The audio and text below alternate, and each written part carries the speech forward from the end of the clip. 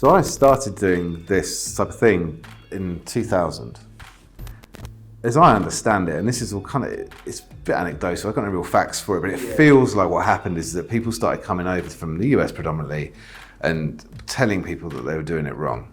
You're educating in the wrong way. Like, this kid over here, all the things that you're trying to do are pointless. They kind of would tag it under the mentalistic aspect and kind of lecture them and make them feel like you're doing the wrong thing and how could you do that? And it was all fairly punitive, ironically, like trying to reduce their behaviour to increase what they thought was the right thing.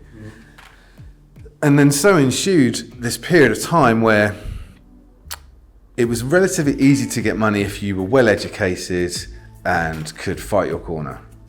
And so what tends to happen, is happens most of the time in the UK, is that big cities, particularly London, there's this sort of phrase in the UK called London-centric, where the funding exists, where the policies are most, for political policies are most, have the most impact or relevance. They make decisions based on what will affect the city best, if that makes sense.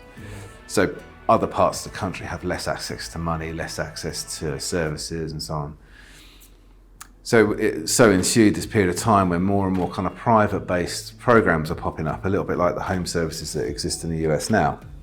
But what there wasn't was any relevance or reference to qualification.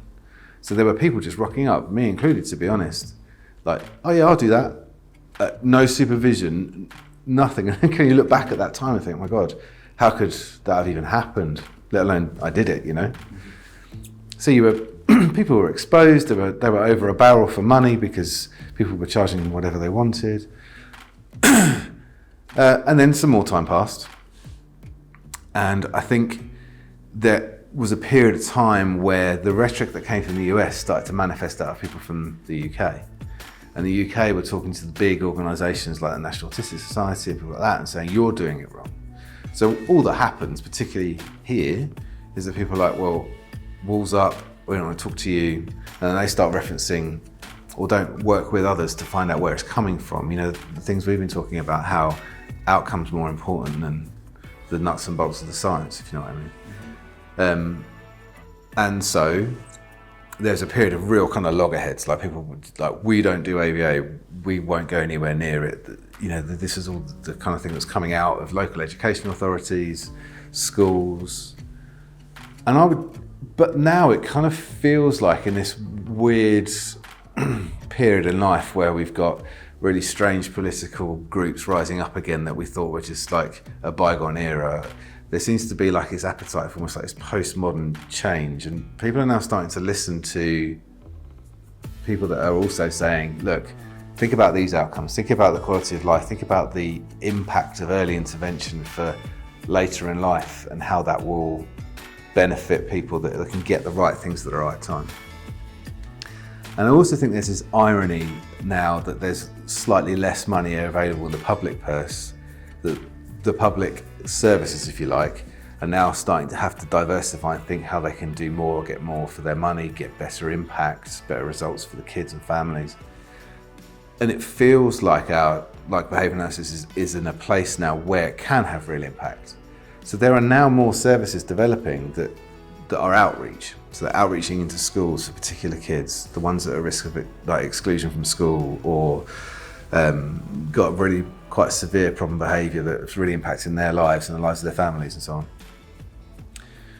And they're now starting to seek services that can solve those problems.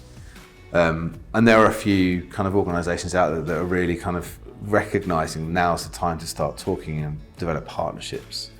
And they may have schools or services themselves, but they also are developing services that will then reach out into communities where they'll go into schools and help the staff there understand.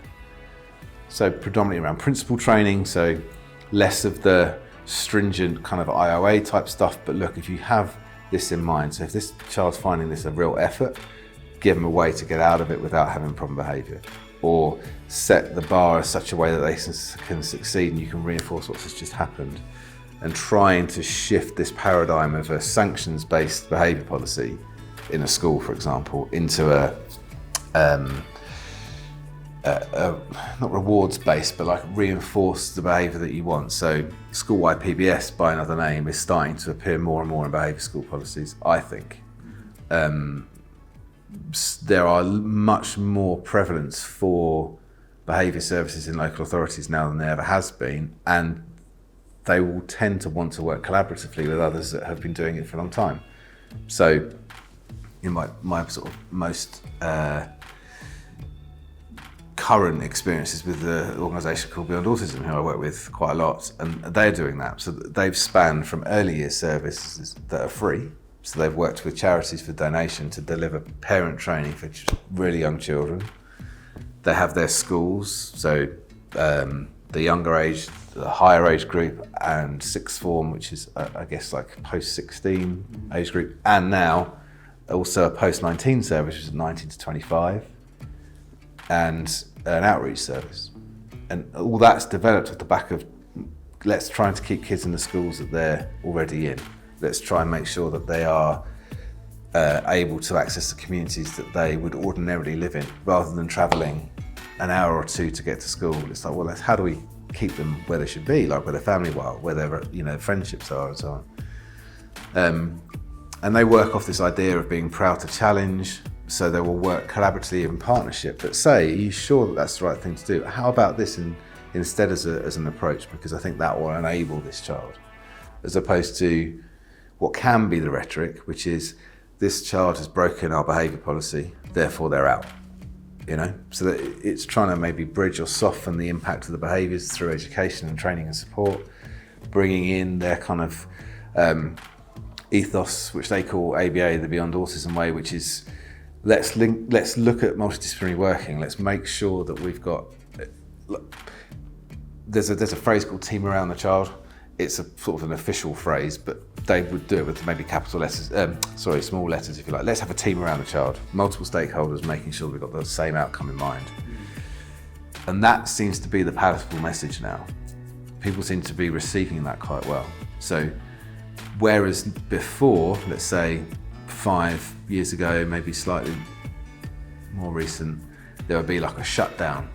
ABA, no, we're not doing that. So now, okay, let's have a conversation about outcomes. Let's speak about impacts. Let's see if you're going to intervene, what's the intervention for, as opposed to consistently having just a permanent scaffolding that will remain forever. This is where we're starting. This is where this might progress in terms of self-management or self-care even, and therefore what needs to be bought for, paid for, supported over time can reduce because we've educated a child. And I wonder whether that's, I say this a bit guardedly because I'm not entirely sure that I'm right, but I wonder whether that's the slight difference between the rhetoric or tone in the UK versus maybe the US, where I just spent quite a lot of time there, or a week, 10 days, and I heard the word treatment a lot. And maybe it's a cultural thing, maybe it's just a vernacular, but the word treatment in the UK particularly goes down really badly because of its connotations. And this loops me back to the English language, because treatment implies that there's something wrong.